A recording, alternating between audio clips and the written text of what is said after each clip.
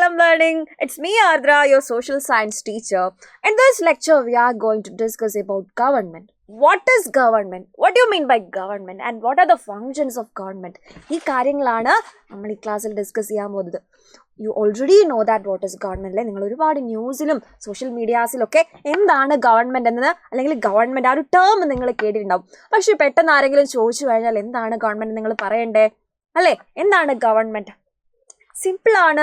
Government is the authority that set rules and regulations for the society. അതായത് ഒരു സൊസൈറ്റിയിൽ അല്ലേ, നമ്മളെ സിറ്റീസണിന് വേണ്ടിയിട്ട്, നമ്മളെ പീപ്പിളിന് വേണ്ടി അല്ലെ നമ്മളെ പബ്ലിക്കിന് വേണ്ടിയിട്ട് അല്ലേ, കൃത്യമായിട്ടൊരു നല്ല അഡ്മിനിസ്ട്രേഷൻ മുന്നോട്ട് പോകാൻ വേണ്ടിയിട്ട് അവിടെ എന്ത് ചെയ്യുന്നു?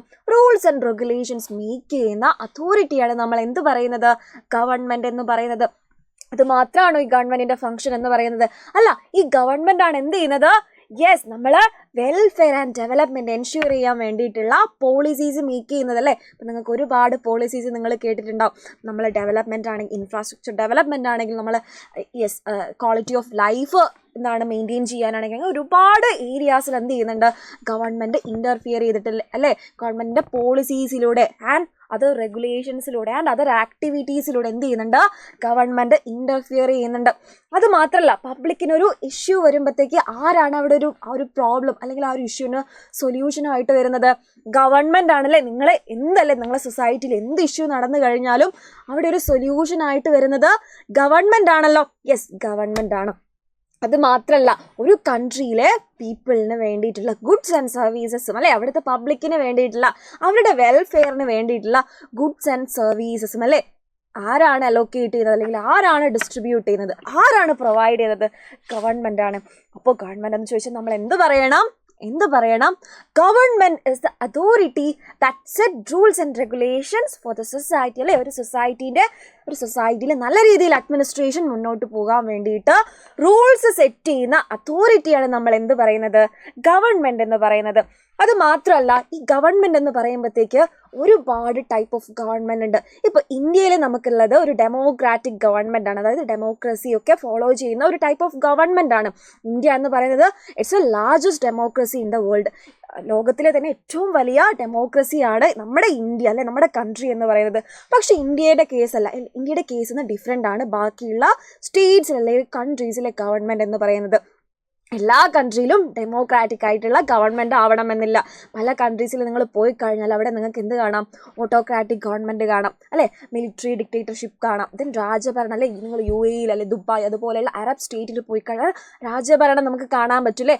അത് എന്താണെന്ന് വെച്ചാൽ നമ്മൾ ഓരോ സ്റ്റേറ്റിലും എന്താണ്, ഓരോ കൺട്രിയിലെയും ഗവൺമെൻറ് എന്ന് പറയുന്നത് ഡിഫറെൻ്റ് ആണ്. എന്തുകൊണ്ടാണ്? ഗവൺമെൻറ് എന്ന് പറയുന്നത് ഒരുപാട് ടൈപ്സ് ഉണ്ട് അല്ലേ. ഒറ്റ ടൈപ്പ് മാത്രമല്ല അല്ലേ, എന്താണ് ഒറ്റ ടൈപ്പായിട്ട് നമുക്ക് ഗവൺമെൻറ്റിനെ ക്ലാസിഫൈ ചെയ്യാൻ പറ്റില്ല. ഒരുപാട് ടൈപ്സ് ഓഫ് ഗവൺമെൻറ് നമ്മളെ വേൾഡ് വൈഡ് ആയിട്ട് എക്സിസ്റ്റ് ചെയ്യുന്നുണ്ട്. Why do we need A government? What is government എന്ന് നമ്മൾ പഠിച്ചു കഴിഞ്ഞല്ലേ. If I ask you why do we need A government, നിങ്ങൾ എങ്ങനെ അതിനെ ആൻസർ ചെയ്യും? യെസ്, നമുക്കൊരു ഗവൺമെൻറ് മസ്റ്റായിട്ട് വേണം. എന്തുകൊണ്ടാണ്? ഒരു ഗവൺമെൻറ് ഇല്ലെങ്കിൽ അവിടെ എന്തുണ്ടാവും? അനാർക്കി ഉണ്ടാവും അല്ലേ. എന്താണ്? തോന്നിയതുപോലെയുള്ള കാര്യങ്ങളായിരിക്കും ഒരു സ്റ്റേറ്റിൽ അല്ലെങ്കിൽ ഒരു കൺട്രിയിൽ നടക്കാൻ പോകുന്നത്. പക്ഷേ അവിടെ നല്ല രീതിയിൽ ലോ ആൻഡ് ഓർഡർ മെയിൻറ്റെയിൻ ചെയ്ത് പോകണമെങ്കിൽ, കൃത്യമായിട്ട് വെൽഫെയർ ആക്ടിവിറ്റീസ് നടക്കണമെങ്കിൽ, എല്ലാ ആൾക്കാരും ഈക്വലായിട്ട് ട്രീറ്റ് ചെയ്യപ്പെടണമെങ്കിൽ എന്ത് വേണം?